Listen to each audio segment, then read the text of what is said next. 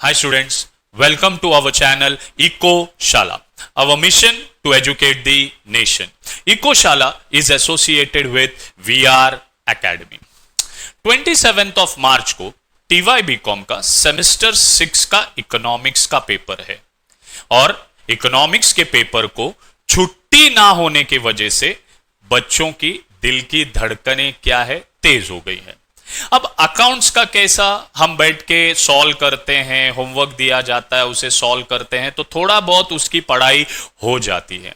हमारे theory subjects का scene ऐसा है कि हम उसको हाथ ही नहीं लगाते, जब एग्जाम आता है तभी हम उसे हाथ लगाते हैं। तो जाहिर बात है ऐसे केस में हमारा वो पढ़ के होता नहीं है। तो सोचो हमारा पढ़ के भी नहीं हुआ है और ऊपर से एग्जाम को छुट्टी भी नहीं है, तो कैसा हमारा जो दिल है वो धक धक होना चालू हो जाता है, दैट इज हार्ट बीट बढ़ जाता है। इसीलिए आपको आपका हार्ट बीट बढ़ाने का जरूरत नहीं है। ऑल इज वेल मामू, ऑल इज वेल। मैं हूं ना, मैं आप लोगों को बताऊंगा कि किस तरीके से हम आसानी से क्या हो सकते हैं, पास हो सकते हैं। अगर ये आपको जानना है कि कैसे हम आसानी से पास हो सकते हैं तो ये वीडियो एंड तक जरूर देखें, तो आपको क्लियर हो जाएगा और आप उसको फॉलो करके क्या कर सकते हो, आपका सेमेस्टर 6 का एग्जाम को आप पास कर सकते हो। जैसे अभी देखिए आपको स्क्रीन पे दिख रहा होगा, ये हमारा बोर्ड यूनिवर्सिटी एग्जाम का इकोनॉमिक्स का पेपर है। और जब हमारे एग्जाम्स के पेपर्स की बात आती है तो जाहिर बात है हमें सभी लोगों को पता है कि ऑब्जेक्टिव्स होना ये तो मुमकिन है, क्योंकि ऑब्जेक्टिव्स ही एक ऐसा चीज है जो हमें पास करवा देता है, फेल होने से बचा देता है। क्योंकि ऑब्जेक्टिव्स नहीं रहा तो हमारी नैया डूबने की चांसेस ज्यादा है।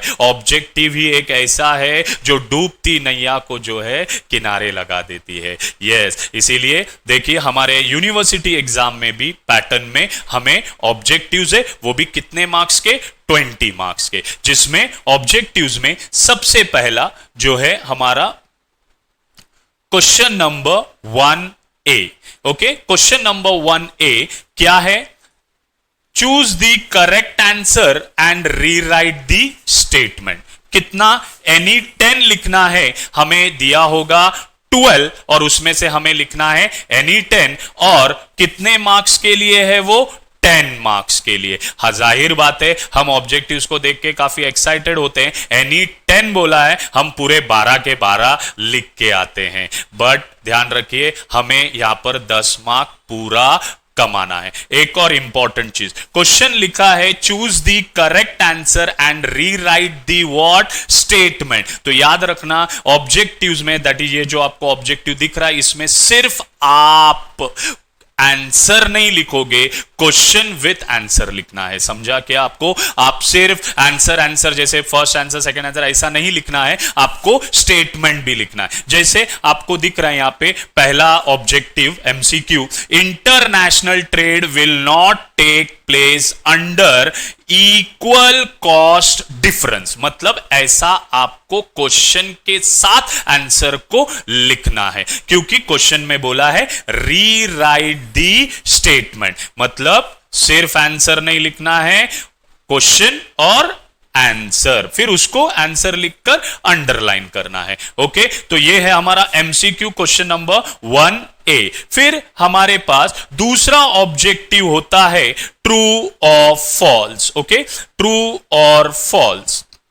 देखिए question number 1B, that is state whether the following statement are true और फॉल्स। अगेन ये हमें दिया गया है 12 और इसमें से लिखना है हमें एनी 10। कितने मार्क्स मिलेंगे, 10 मार्क्स। अगेन हम ऑब्जेक्टिव्स को देख के एक्साइटेड रहते हैं, 10 के बजाय पूरा के पूरे 12 के 12 लिखते हैं। बट लिखिए, बट याद रखना सिर्फ आंसर लिखना नहीं है, क्वेश्चन भी लिखना है। सेम फॉर एमसीक्यू, स्टेटमेंट लिखकर आंसर लेना है। ट्रू और फॉल्स के लिए भी आपको सबसे पहला क्वेश्चन लिखना है, फिर डैश करके ट्रू है तो ट्रू या फॉल्स है तो फॉल्स। सिर्फ true true true true true, false false false false false ऐसा लिखना नहीं है, क्वेश्चन के साथ लिखना है। तो इससे हमें पता चल गया कि हमारा जो ऑब्जेक्टिव है वो कितने मार्क्स का है स्टूडेंट्स? 20 मार्क्स का। अगर ये 20 मार्क्स आप कमा लेते हो, आप ये 20 मार्क्स अपने जेब में ले लेते हो, तो सोचिए ना पास होना कितना इजी है। बट ऑब्जेक्टिव्स के ये पूरे पूरे 20 मार्क मिलने के लिए हमारा सिलेबस भी पढ़ के हुआ रहना चाहिए। हालांकि ऑब्जेक्टिव्स इतने डिफिकल्ट नहीं होते, इजी होते, बट इजी कब जाएंगे? जब हमने कुछ पढ़ा है। पढ़ा ही नहीं रहेगा तो हमें ये 20 मार्क कमाने का मौका नहीं मिलेगा। अगर आप ये 20 मार्क कमा लेते हो तो आपका पास होना बहुत ही इजी हो जाएगा, क्योंकि अगर ये 20 मार्क्स आपने कमा लिया तो अब पास होने के लिए हमें सिर्फ और सिर्फ और कितने मार्क्स चाहिए? 20 मार्क्स। तो याद रखना है ऑब्जेक्टिव्स में पूरे के पूरे 20 मार्क आपको क्या करना है? कमाना है। हां, बट ह्यूमन है, इंसान है, गलतियां होती ही हैं, तो जाहिर बात है मैं एक्सपेक्ट तो नहीं करूंगा कि आप 20 का 20 कमाओ, मिले तो बहुत ही अच्छी बात है, बट याद रखना 20 में से आपको 15 मार्क्स तो मिनिमम क्या करना है? कमाना है। 15 मार्क्स तो मतलब ऑब्जेक्टिव्स के 20 मार्क्स में से 15 मार्क आपको हर हालत में क्या है? कमाना है। मतलब ऑब्जेक्टिव्स हमारे 5 रॉन्ग हो सकते हैं, याद रखो। अगर आपके ऑब्जेक्टिव्स 20 में से 7-8 मार्क मिल रहा है आपको 20 में से, वो भी ऑब्जेक्टिव्स में, तो सोचिए आपका पास होना थोड़ा सा मुश्किल हो जाएगा। इसीलिए अगर हमें पास होना है तो ऑब्जेक्टिव्स को पूरा कवर करना है और उसके पूरे के पूरे कोशिश करना है कि 20 मार्क हम क्या करें? कमा सके। अगर 20 ना कमा सके तो कम से कम मिनिमम 15 मार्क्स तो हमें ऑब्जेक्टिव्स में कमाना ही है। समझ में आया आपको? अगर 20 में से 6, 7, 8 ऐसे घटिया मार्क्स आप कमा रहे हो ऑब्जेक्टिव्स में, तो थोड़ा सा मुश्किलें बढ़ते जाएंगी पास होने के लिए। तो याद रखना ऑब्जेक्टिव्स में या तो 20 में से 20 हमें पूरा कमाना है, या फिर 20 में से 15 तो चाहिए, तभी हम क्या कर सकते हैं? पास हो सकते हैं। तो ये था हमारा ऑब्जेक्टिव्स का सेशन। अब हम आ जाते हैं, अगर इसमें आप 20 कमा लेते हो तो एक्स्ट्रा हमें 20 कमाना है। अगर मिनिमम 15 कमाते हो ऑब्जेक्टिव्स में तो हमें 25 मार्क्स एक्स्ट्रा कमाना है। तो वो हम कमाएंगे कहां से? हमारे अगले क्वेश्चन से। देखिए अब हम आ जाते हैं हमारे लॉन्ग आंसर्स पे। देखिए लॉन्ग आंसर्स में ओके, सबसे पहला है question number 2। Okay, question number 2 में answer any 2 of the following कितने मार्क्स के लिए है? 15 मार्क के लिए। क्वेश्चन नंबर 2 में अपने को क्वेश्चंस आएंगे कहां से? मॉड्यूल 1 से। कहां से आएंगे? मॉड्यूल 1 से। ओके, हमें क्वेश्चंस कहां से आएंगे? मॉड्यूल 1 से। तो याद रखिए अब यहां पे हमें 3 क्वेश्चंस दिया गया, ए, बी एंड सी, जिसमें से हमें लिखना है एनी 2। अब हम जानते हैं कि अगर आपको इसमें दोनों क्वेश्चंस अच्छे से आते हैं तो आप अच्छा मार्क्स गेन कर सकते हो। अगर हमें क्वेश्चंस नहीं आ रहे हैं तो याद रखना है हमें पास होने के लिए हमेशा मिनिमम मार्क्स लेकर ही कैलकुलेशन करना होता है। तो फॉर एग्जांपल हमें ये 15 मार्क्स में से मिनिमम 15 मार्क्स में से मिनिमम कितना मार्क्स कमाना है? 5 मार्क्स हमें क्या करना है? मिनिमम कमाना है 15 मार्क्स में से। हां, बट मिनिमम 5 मार्क्स कब? जब हमें दोनों क्वेश्चंस नहीं आ रहे हैं। तो क्वेश्चन नहीं आ रहा है करके छोड़ने का ख्याल अपने दिमाग में आने मत देना, ऐसे शैतानी ख्यालात दिमाग में आने मत देना, क्योंकि ये आपको फेल करवा सकता है। इसीलिए भले आपको आंसर नहीं आ रहा है, सुना है, सेमेस्टर 6 में लेक्चर्स सुने हैं, तो कुछ ना कुछ तो दिमाग में रहेगा, तो कुछ ना कुछ लिखो और मिनिमम कंटेंट कुछ ना कुछ लिखो, ताकि हम मिनिमम कितना मार्क्स कमा सके? 5 मार्क्स। तो क्वेश्चन नंबर 2 में अगर हम कंटेंट लिखकर मिनिमम कितना मार्क्स कमा सकते हैं? 5 मार्क्स। तो देखिए आगे क्या होता है। देन हमारा क्वेश्चन नंबर 3 है। क्वेश्चन नंबर 3 में भी any 2 of the what following, any 2 of the following, ये भी कितने मार्क्स का है? 15 मार्क्स का। और क्वेश्चन नंबर 3 में क्वेश्चंस कहां से आएंगे? मॉड्यूल नंबर 2 से आएंगे। कहां से आएंगे? Module number 2। यहां पे भी हमें कितने ऑप्शन है? A, B and what C. Any 2 लिखना है। अगर हमें क्वेश्चंस नहीं आते हैं तो मिनिमम हम इतना लिखेंगे कि 15 में से हमें कितना मिल जाए? 5 मार्क। ओके, तो देखो ऑब्जेक्टिव्स के 20, 5 एंड 5 कितना हो गया, 30 मार्क्स हमने यहां पे क्या कर लिए, कमा लिए। अब आ जाते हैं question number 4, answer any two of the following. ये भी कितने मार्क्स का है, 15 मार्क का। अब क्वेश्चन नंबर 4 में हमें क्वेश्चंस कहां से आएंगे, मॉड्यूल नंबर 3 से आएंगे, जो मैंने अपने पिछले वीडियो में आईएमपी क्वेश्चंस मॉड्यूल वाइज आपको प्रोवाइड किए, वो देखिए जरूर। ओके, मॉड्यूल नंबर 3, ये भी कितने मार्क्स का है, 15 मार्क का है। अब इसमें हम मिनिमम मार्क्स पकड़ते हैं, कितना, 5 मार्क्स। ओके, तो कितना हो गया, ऑब्जेक्टिव्स का 20 मार्क्स जो आपको कंपलसरी कवर करना है, 5 5 5 15 हो गया, मतलब हम 35 तक क्या है, पहुंच गए। अब पास होने के लिए कितना चाहिए, 5 मार्क्स। देन हम आ जाते हैं हमारे अभी क्वेश्चन नंबर 5 पे, that is question number 5। Okay, that is answer any two of the following. Same again कितने मार्क्स के लिए है, 15 मार्क्स के लिए है। कितने मार्क्स के लिए है, 15 मार्क्स के लिए। और इसमें क्वेश्चंस कहां से आएंगे, मॉड्यूल नंबर 4 से।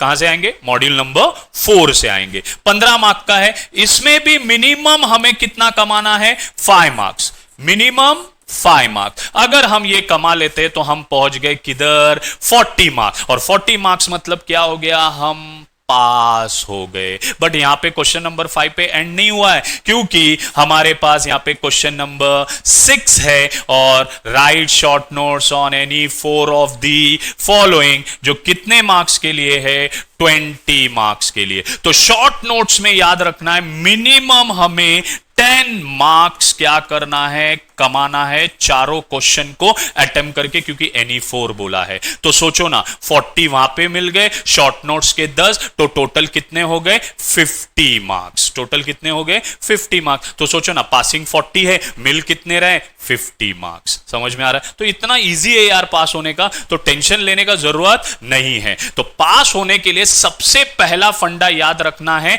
कि ऑब्जेक्टिव्स में पूरे मार्क्स कमाना है, या फिर मिनिमम 15 तो आना चाहिए, और बाकी जो हमारे क्वेश्चन आंसर्स है, इसमें कोई भी क्वेश्चन आपको छोड़ना नहीं है। जब आप पूरा 100 मार्क्स का पेपर क्या करते हो, अटेंड करते हो, तो आपके पासिंग के चांसेस बहुत ही हाई हो जाता है। अगर आप आंसर नहीं आ रहा है, नहीं याद आ रहा है करके आप छोड़कर आगे बढ़ते जाएंगे, उतना आपका पास होना मुश्किल होते जाएगा। इसीलिए पास होने के लिए पूरा 100 मार्क्स का पेपर अटेम्प्ट करना है। और अगर कोई क्वेश्चन नहीं आ रहा है तो मिनिमम इतना तो लिखिए कि हमें उससे कुछ मार्क्स क्या है, मिले। और जो क्वेश्चन आपको अच्छे से आते तो वो तो आप अच्छे से लिखोगे, और उसमें अच्छे नंबर्स भी आपको मिलेंगे। तो फेल होने का कोई चांस है ही नहीं मेरे भाई।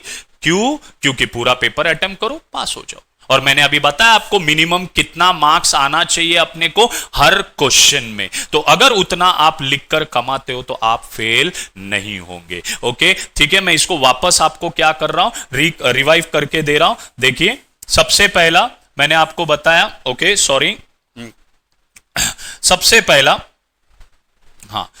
पहला हमारा क्वेश्चन नंबर 1 है क्या, ऑब्जेक्टिव्स। ओके, जो कितने मार्क्स का है, 20 मार्क्स का, जिसमें एमसीक्यूज भी है और ट्रू और फॉल्स भी है। और मैंने आपको कहा था इसको 2 पार्ट में डिवाइड करते, अच्छे से पढ़ाई करो, पूरा का पूरा 20 लेके आओ तो बहुत ही आसान हो जाएगा पास होने के लिए। और 20 में से या फिर मिनिमम हमें कितना मिलना चाहिए, 20 में से हमें मिनिमम कितना मिलना चाहिए, 15। Okay, objective. Then every question number 2 जो 15 मार्क्स का है, उसमें हमें मिनिमम 5 मार्क्स, इतना कंटेंट लिखना है कि उसमें हमें कितना मार्क्स मिल जाए, 5 मार्क्स मिल जाए। Same for, okay, same for question number 3 जो कितने मार्क्स के लिए है, 15 मार्क्स के लिए। तो उसमें भी इतना कंटेंट लिखना है कि हमें 5 मार्क्स मिल जाए। अगर आपको आता है क्वेश्चन तो सोचो 5 से भी आप ज्यादा कमा सकते हो। ये मिनिमम 5 मार्क्स किसके लिए? जब हमें कोई क्वेश्चंस आ रहे नहीं है, एनी टू बोला है और दोनों क्वेश्चंस हमें आ रहे नहीं है, तो छोड़ने के बजाय उसमें मिनिमम कुछ तो भी वो टॉपिक के रिलेटेड कंटेंट लिखो, ताकि हमें उधर कितना मिल जाए? 5 मार्क्स के लिए। ध्यान में रखना। Then same for question number 4, उसमें भी कितना मार्क्स था? 15 मार्क्स के लिए था। बट मैंने आपको बताया कि अगर कुछ प्रॉब्लम होता है तो हमें मिनिमम 5 मार्क्स तो वहां से कमाना है। Same for question number 5, 15 marks का है, उधर भी हमें 5 मार्क्स मिनिमम क्या है? अर्न करना है। और लास्ट जो है क्वेश्चन नंबर 6, जो 20 मार्क्स का है शॉर्ट नोट, उसमें हमें सभी चारों लिखकर मिनिमम कम से कम क्या है? 10 मार्क्स कमाओगे। तो यहां पे देखो काउंटिंग करते हैं तो हम लोग ऑब्जेक्टिव्स में 20 नहीं, क्योंकि रॉन्ग तो होता ही है, तो हम लोग कितना लेंगे? 15 लेंगे। तो 15 plus 5 20, 20 plus 5 25, 25 plus 5 30, 30 plus 5 35 and 35 plus 10 45। तो यहां पे हमारा 40 मार्क क्या हो गया? क्रॉस हो गया। और 40 मार्क क्रॉस हो गया मतलब हम क्या हो गए?